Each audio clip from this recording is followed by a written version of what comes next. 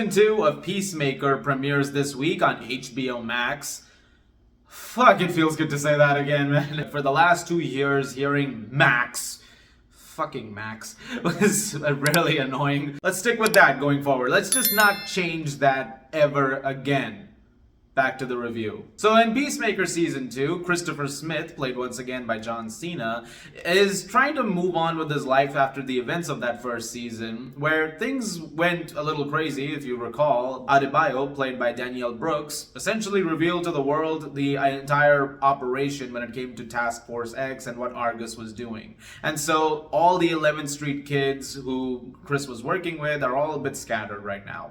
And in this pursuit of looking for something new in life, he ends up in an alternate universe which seems to have exactly what he wants, the answers to a better life, and where everything seems to work out for him and he can be a much better person.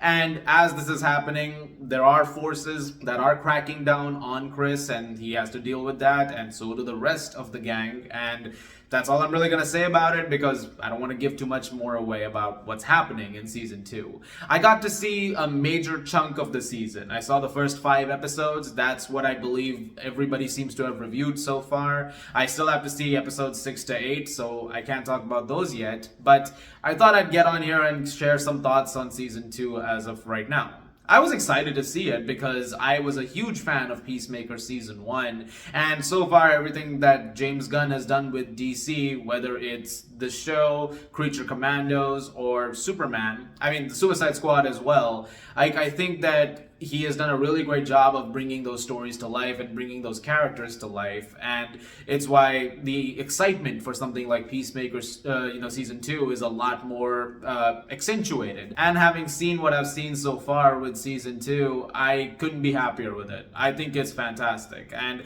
I would honestly say I think this is better than Season 1. It's a lot more wild and a lot more bizarre in a lot of ways compared to what Season 1 was doing, but it's also a very somber and heartfelt season at times, because again, it very much focuses on this emotional aspect of Christopher trying to find something better. When you're introduced to Peacemaker in the Suicide Squad, he's not the best person in the world. He's kind of an asshole. And that's something that sticks even in the first season of his show. But you can see that he doesn't want to be like that. And that there are certain things that do get on his, play on his mind when it comes to the things that he's done.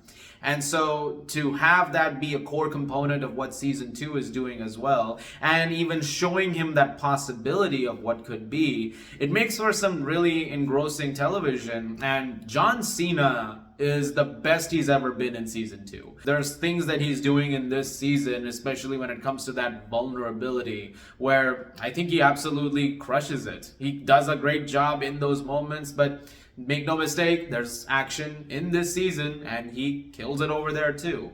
Which, as you'd expect from this, part of the story in the DC universe, it's pretty violent and it's pretty gnarly, and it's very much the R-rated territory, which is something that James Gunn has dabbled in a few times now. It's really intense stuff at times, and there are some pretty explosive sequences that you get from that. But it's all really well done. I think all the performances are really good. Jennifer Holland, who plays Amelia Harcourt, she gets a lot more in this season too, and I thought she was great as well. And she's also one of the focuses of the season as someone who has been very severely hit by what happened at the end of Season 1, and the actions of what have happened since when it comes to how the gang has been affected. But you're following her story over here too, and I think she was really great in this season, at least what I've seen so far. And once again, Freddie Stroma as Adrian Chase, or Vigilante, wonderful. I thought he was one of the best parts of Season 1, and he is one of the best parts of Season 2 as well so far. He's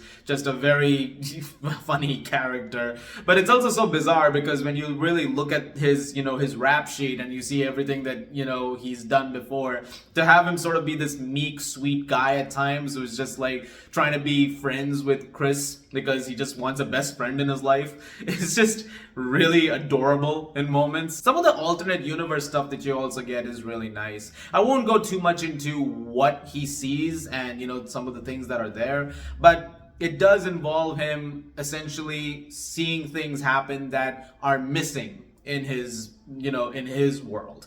And so when he sees that there are those components that are made whole and those connections that he can hold on to this time around. And it's interesting because you're seeing these hypotheticals that he's had in his mind for the longest time about what could be actually happening. And him wanting to be a part of that world because he feels like nothing is really here anymore. And things are cracking down when it comes to what he's up to. Like Rick Flag Sr., Frank Grillo, he is onto Chris. And there's good reason for that because you know what happened in the Suicide Squad when it came to, Peacemaker and Rick Flag Jr. There are aspects of that are playing into it. And on top of that, the world is changing around him. Things are becoming bigger and, more colossal than he was, previously privy to. That's something I also want to address because in the previous season, we still had the DCEU, the Suicide Squad came out and season 1 came out, and that was still happening at the time when you had the previous DC iteration. Now you have the new DC universe under James Gunn, and things have changed up with, what he's been doing with Creature Commandos and Superman. And so there are things that have been, done in a way that sort of stitch all the events together, or at least stitch things together in a way that make for a cohesive narrative thread. Like there's one thing in particular that some people had some questions about when it came to the previous season and this season. Like there's a character interaction towards the end of season 1 that's like, wait a minute, how are you gonna explain that now? Season 2 explains that, and I do think it's very simply handled, that they don't really try to make a big deal of it, and so it kind of plays like its own thing now. And it does give you a bit of an idea on how this universe, this new, franchise model under James Gunn is operating. And I think it's really good. I mean, there is a lot of promise to it, so I'm excited to see where it goes.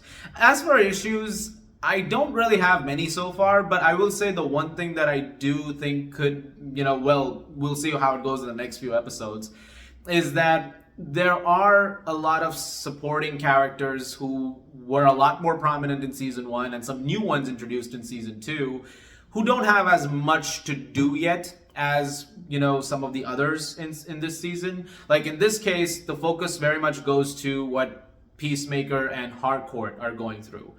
And some of the other characters like Adebayo or Economos and even Adrian, like they're there, stuff's happening, but they haven't done much yet.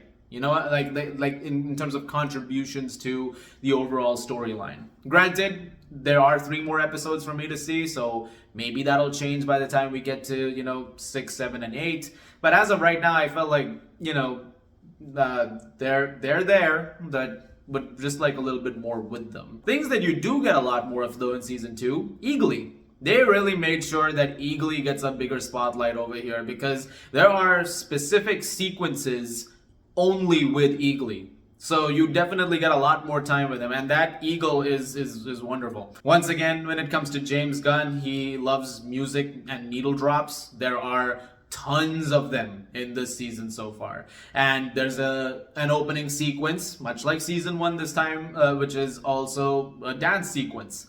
It's not the same dance sequence though. There are some changes made, but I really like this one. I think it's a lovely new dance sequence, which I think you guys are going to enjoy. So overall, I think so far Peacemaker season 2 is really good. It's really fast-paced stuff. It's very entertaining. It's very funny. It's violent. It's really well acted. Like I said, maybe I would have liked a little bit more with some of the side characters so far, but overall, I'm very pleased with how this is going, and the tie-ins to the DC universe are really cool too, and I'm very excited to see those next 3 episodes, and I look forward to seeing how the season concludes. Guys, thank you very much as always for watching. Look forward to more videos very soon. As always, if you like this, please do subscribe, and hope you guys enjoy the show.